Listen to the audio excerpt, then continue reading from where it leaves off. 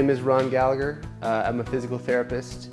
I like to call myself a running specialist physical therapist, and Maximum Velocity is the only running specialty clinic in Nevada.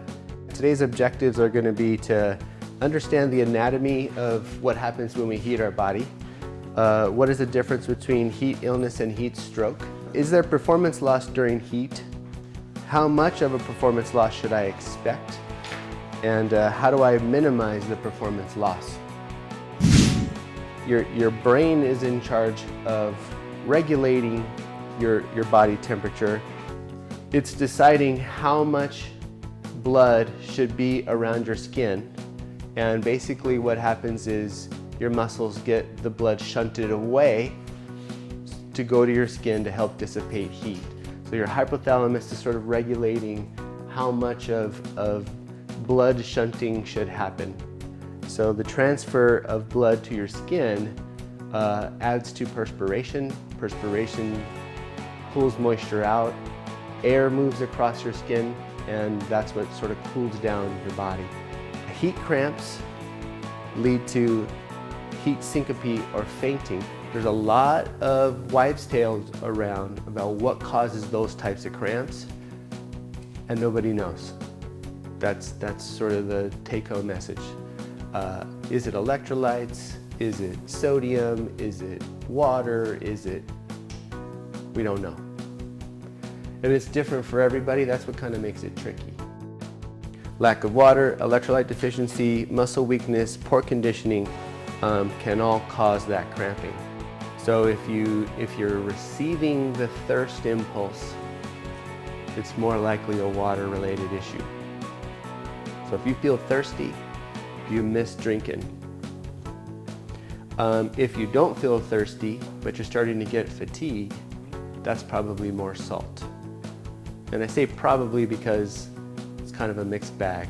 And the more you train, the better you get at it. So it's kind of a mixed bag, but that's sort of a good general rule. A lot of times, heat exhaustion and heat stroke look the same. Heat stroke is definitely a medical emergency, as death can occur within 20 minutes. Yeah.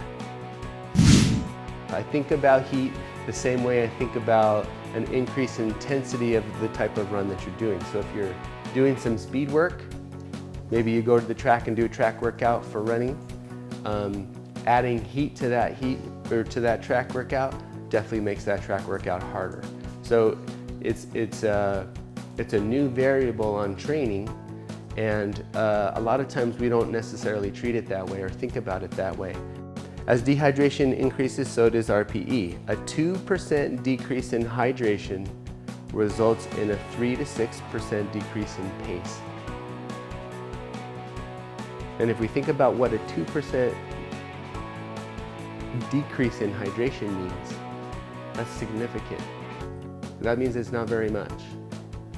So my first half is slower than my second half. So if I start at 9 o'clock and then I'm trying to ramp up my pace for 3 or 4, by the time I get there it's 9:45. So as the minutes of training go on, if I'm also trying to increase my intensity, that might not be a great strategy in the heat. Daily nutrition of low sodium will perspire less sodium. And basically it's the same theory as fat. If you're a fat burner and you increase your fat intake, you're more likely to burn fat. If you're a sugar burner and you take in more sugar, you're more likely to burn sugar. If you take in sodium, you're more likely to use sodium during perspiring. So, we all have sort of the white lines on our hats and all that stuff. The more sodium you take in, the more profound that effect will be. In the cooler months are not running at lactate threshold.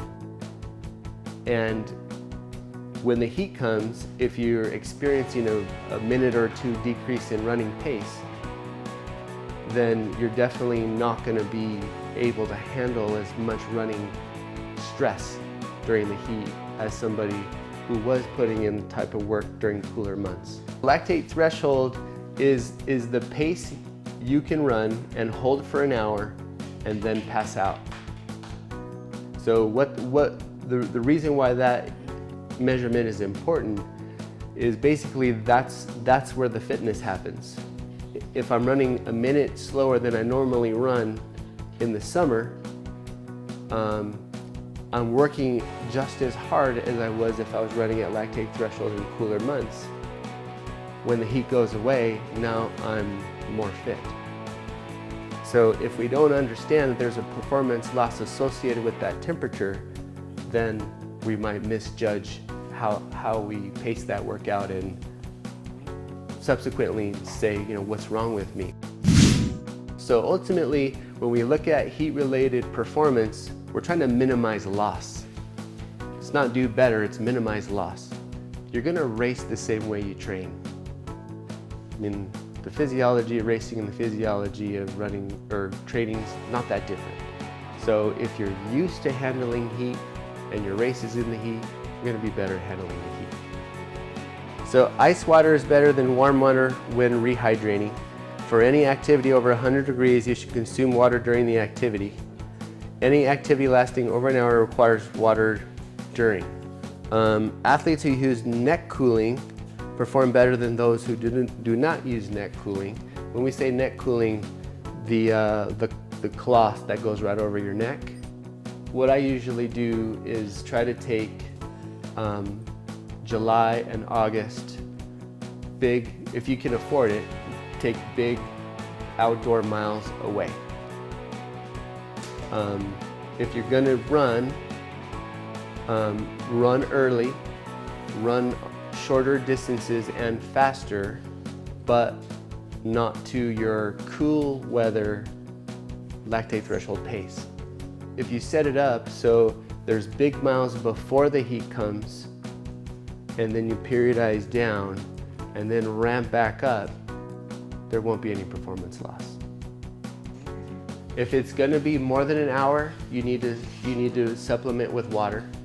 If it's less than an hour, you can go without water, unless it's over 100 degrees, and then take water.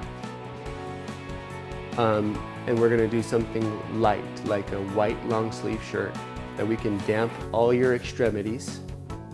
We're going to have neck on, a cooling rag on your neck. We're going to do periodic ice baths, but we're going to also do slurries. Probably do slurries every 15-ish, 20 miles. But we're going to decide how that works during training. Or we're going to see what nutrition during those slurries is the best, because maybe we can slip in some UCAN or some fat or whatever. We can make that really, really